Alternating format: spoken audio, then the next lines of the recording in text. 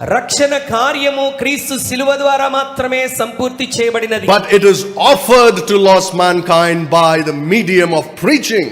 అయితే ఇది మానవాళికి ఎలా వ్యాప్తి చెందుతున్నదంటే కేవలం క్రీస్తు సువార్తను ప్రకటించేటువంటి వారి ద్వారా. In verse 17 Paul says, for Christ sent me not to baptize but to preach the gospel. 17వ వచనంలో అంటున్నాడు, బాప్తిసం ఇచ్చుట క్రీస్తు నన్ను పంపలేదు గాని క్రీస్తు యొక్క సిలువ వ్యర్థము కాకుండానట్లు. In verse 18 he says, for the preaching of the cross is foolishness. సిలువను గురించిన వార్త నశించుచున్న వారికి వెర్రితనమని అంటూ ఉన్నాడు. In verse 21 he says, it pleased God by the foolishness of preaching to save them that believe. 21వ వచనంలో అంటున్నాడు, దేవుని జ్ఞానానుసారముగా లోకము తన జ్ఞానము చేత దేవుని ఎరగకుండినందున అని అంటూ ఉన్నాడు.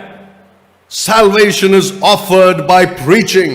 క్రీస్తు సువార్త ప్రజల్లోనికి ఎలా వెళ్తుందంటే కేవలం ప్రకటించుట ద్వారా మాత్రమే. Brethren, there is no other way to spread the true Christian faith. ప్రియ సహోదరులారా, క్రీస్తు సువార్తను ప్రకటించేటువంటి వేరొక మార్గం ఏదీ కూడా లేదండి. Paul said in Romans 10:14, పౌలు రోమా పత్రిక 10వ అధ్యాయం 14వ వచనంలో అంటున్నాడు, how shall they believe in him of whom they have never heard?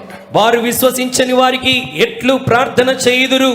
How shall they believe in him వారిలో ఆయనలో ఏ విధంగా విశ్వాసం ఉంచగలరు if they have not heard of him? ఒకవేళ క్రీస్తు సువార్తను వారు వినకపోతే ఎలాగ విశ్వసించగలరు? And how shall they hear if a preacher doesn't go and preach the gospel? ఒకవేళ ప్రకటించు వారు లేకుండా వారు ఎట్లా వింటారు అని పౌలు అంటున్నాడు. The centrality of preaching is also important in the Christian faith. సువార్తను ప్రకటించేటువంటి విషయము క్రైస్తవ లోకంలో చాలా ప్రాముఖ్యమైనటువంటిది. It's wonderful for us to sit and meditate upon the cross. దేవుని సన్నిధిలో కూర్చొని క్రీస్తుని గురించి ధ్యానం చేయటం చాలా అద్భుతమైనటువంటిదే. But then we must bear that cross and go into a lost and dying world. అయితే సిలువను మోస్తున్నటువంటి వారమై నశించిపోతున్న లోకంలోనికి వెళ్ళవలసిన బాధ్యత మన మీద ఉన్నది. It's not enough just to meditate on the cross. కేవలం క్రీస్తు యొక్క సిలువను గురించి ధ్యానిస్తే సరిపోదండి. We have taken all the benefits of the cross. అయితే సిలువలోని ప్రతి లాభమును మనందరం అనుభవించాం.